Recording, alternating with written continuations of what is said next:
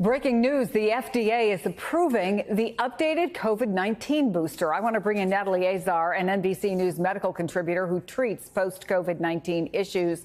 Dr. Azar, what have we learned from the FDA? Most specifically, who should get this booster and when?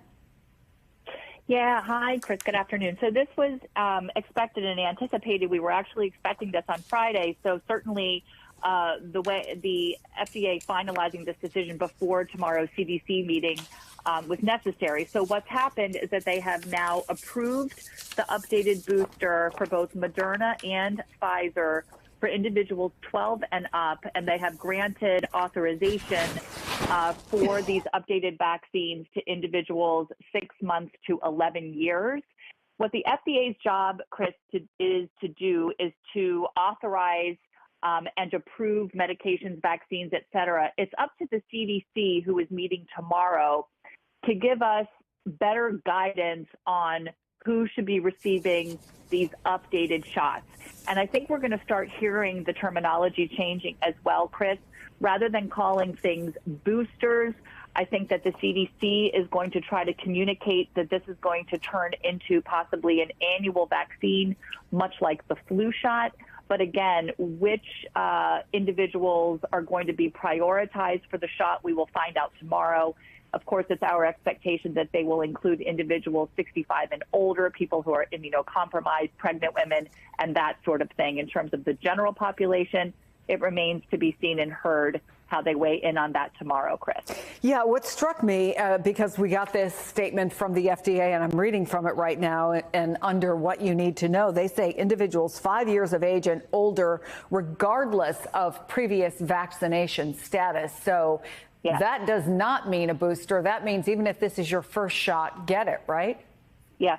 Yeah. And they already tried, I think last year to communicate to individuals that rather than thinking about, oh, did I get one and did I get two? And it was 4 weeks apart and 3 weeks apart, which was complicated and perhaps necessarily so, just based on the biology of the vaccines at the time.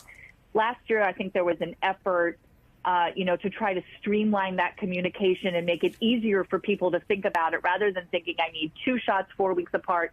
You just go in once a year, like you get the flu shot. You can get your COVID shot at the same time, same arm if you want to. And I think that's what we're seeing, especially with the kids, because kids are different. They sometimes do require more than one shot and everything. So, parents out there who are listening, definitely something you'll want to talk to your pediatrician about, based on when and if your child received a previous vaccine, how old they were at the time, et cetera. That's a little bit going to be more nuanced for the young ones than for grown-ups. As I mentioned, you see patients with post-COVID-19 issues. I have family members with long COVID. What impact do you hope this new booster might have? And what's your message to folks who are like, oh, I've already had the shots, or frankly, people who are skeptical about its ability to keep them from getting COVID and kind of reject the idea, well, it really doesn't stop anybody from getting it? Yeah, it's a lot, Chris. And, you have personal experience with this, and I've said recently too, there's not a lot of people out there who don't know someone in their world who's experienced symptoms related to long COVID. I think for most people who hear this and they don't self-identify as being in that vulnerable group, they may ask themselves, why do I keep on needing to get this shot? As we know, this whole process and experience was deeply politicized. I would say this, that without masks and without social distancing, and the further away you are from an initial vaccine series, let's say, you really are kind of a sitting duck to get this illness again. And we all know now from 3 years of experience that you don't need to have severe disease to have long-term sequelae.